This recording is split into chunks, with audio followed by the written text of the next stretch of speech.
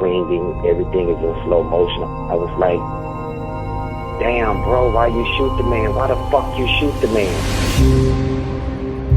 He didn't have the gun, didn't pull the trigger, didn't intend to kill anybody, and off he went to death row.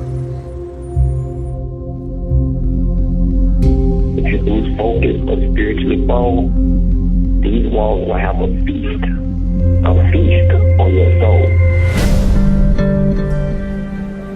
This moment is proof of what's possible when an individual dreams. He managed to produce, against the odds, 50 works of art and installations, which you can see upstairs.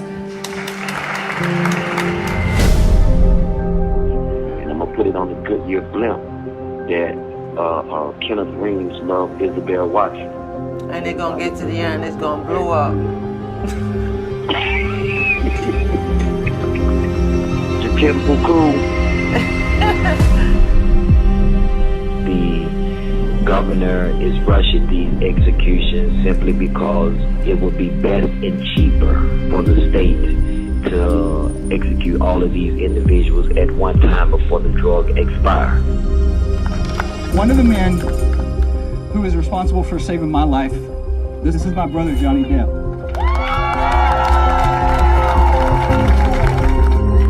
I'm a soldier, man. I'm a soldier, sister. I'm a soldier. You might just slow me down, but you can't stop me.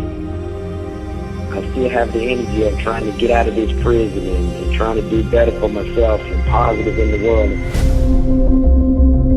My name is Kenneth Reams. I can't show you my face, but I'm gonna tell you my story.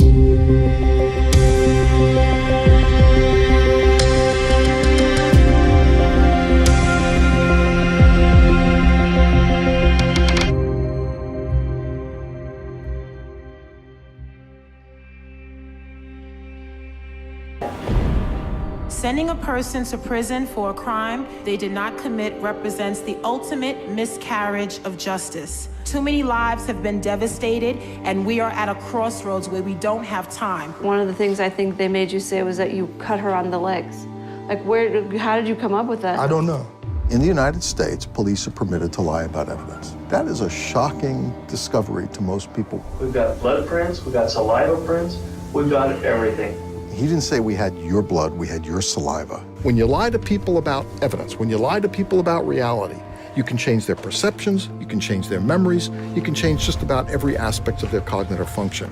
I'm not going to rest, and the rest of the detectives, 12 detectives out here tonight, are not resting until we find the murderers tonight. And it's going to happen tonight. Everybody has a breaking point. Everybody's human, everybody's mortal, everybody has a breaking point. Right.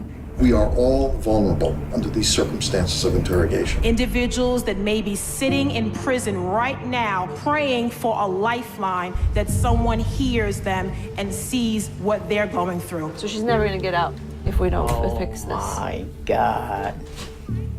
I gave myself 25 years to life in prison, away from my children, something that I didn't even do. I might as well commit suicide. You would just said anything to them just to get out of there.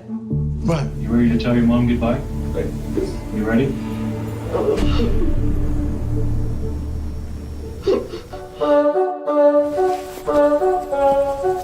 J'ai une quinzaine de personnes qui sont chez moi et que je cache.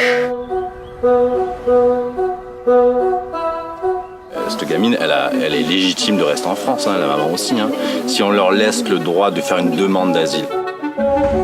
S'ils n'ont pas de pièce d'identité, ils vont devoir me suivre. Non, je m'en suis pas. Eh bien, ils vont me suivre quand même. Et en fait, on aurait aimé parler avec le préfet des Alpes-Maritimes pour lui expliquer la situation dans la Roya. On entend dire, oui, mais la France ne peut pas accueillir toute la misère du monde. Là, les solutions, il y en a.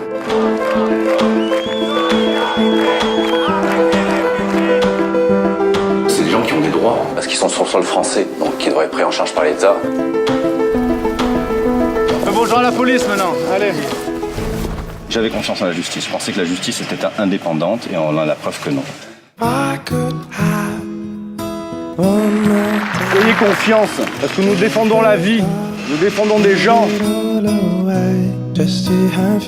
C'est là-dedans la liberté pour moi. Et moi j'ai envie de continuer d'être libre. Je demande d'asile en France. Moi c'est des histoires personnelles. Ils peuvent me faire ce qu'ils veulent, je continuerai, je ne m'arrêterai pas. Et ce sera à vous à prendre le relais, à venir chez moi, que ça continue. It was a normal Halloween for Julie Keith. That is, until she found this letter.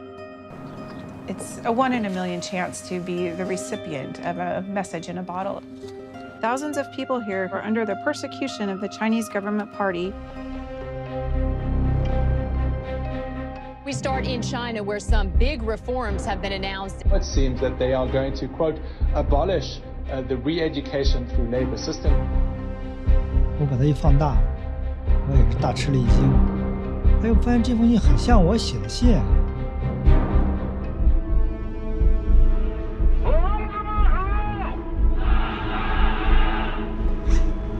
我呢，希望用影视的方式揭露马三家劳教所的邪恶。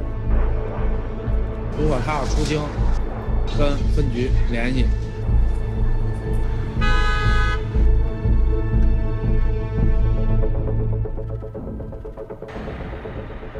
这个呢，就是马三家教养院投放求救信，也是在这里发生的。我们当时心里非常恐怖，这个感受就是五马分尸那感觉。有良心没法看下去。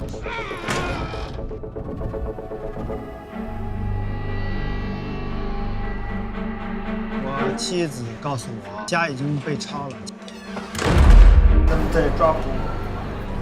干嘛呢？你关了。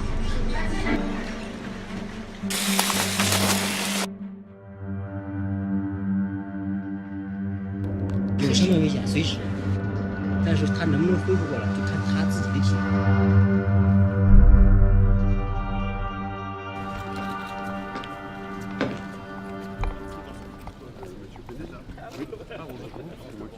La cour d'appel, donc le statut de lanceur d'alerte a été reconnu au moment de la transmission des documents aux journalistes et j'ai été acquitté pour la violation de secret professionnel.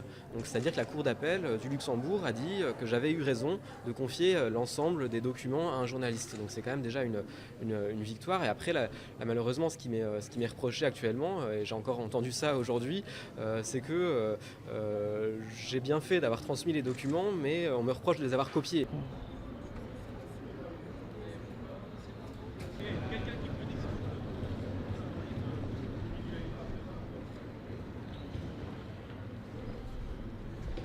C'est lui qui a permis donc d'apporter la preuve que des grandes multinationales ne payent pas d'impôts.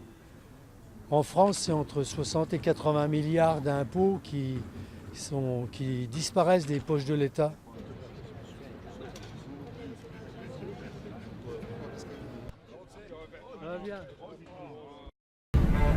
On en vient à cet attentat dans une mosquée au Canada. 1 ou 2 tireurs cagoulés ont donc tué 6 personnes pendant la prière. Jamais le pays n'avait connu cela.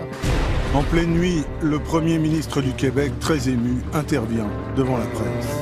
Nous partageons tous et toutes le sentiment d'horreur, d'incrédulité qui nous a envahis lorsqu'on a appris cette nouvelle.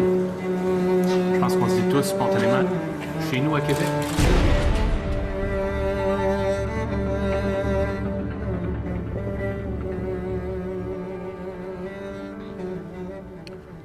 Tu es content de rencontrer ta famille, tes enfants, mais aussi, il faut penser que d'autres n'ont pas eu cette chance. Les hommes qui n'ont pas pu rentrer, que leurs épouses et leurs enfants ont tenté de les appeler toute la nuit, alors qu'ils étaient dans la morgue ou étaient dans la mosquée.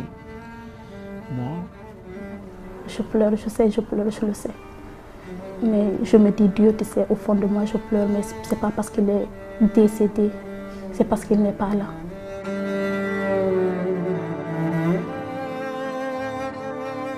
Cette personne-là qui a perpétré l'acte, elle a avoué clairement qu'elle était nationaliste québécois.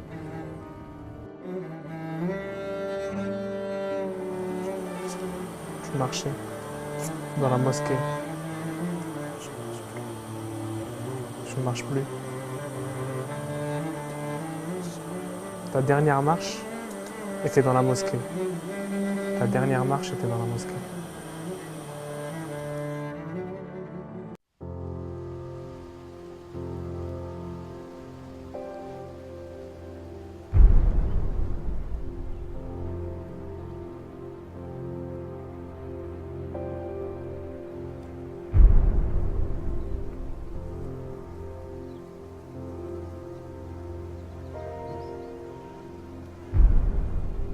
J'étais là-bas dans cette cellule, tout en haut à droite, au coin. Quand je montais sur le lit superposé qui me permettait d'accéder à la fenêtre et que je me collais au barreau, j'apercevais le petit espace vert dans lequel on est actuellement. Et mon rêve, c'était de me retrouver dans cet espace vert à pouvoir regarder la prison de ce côté-là du mur. On ne peut pas imaginer ce que c'est la détention parce que c'est pas seulement les 4 murs, c'est les 4 murs que ça nous met dans la tête.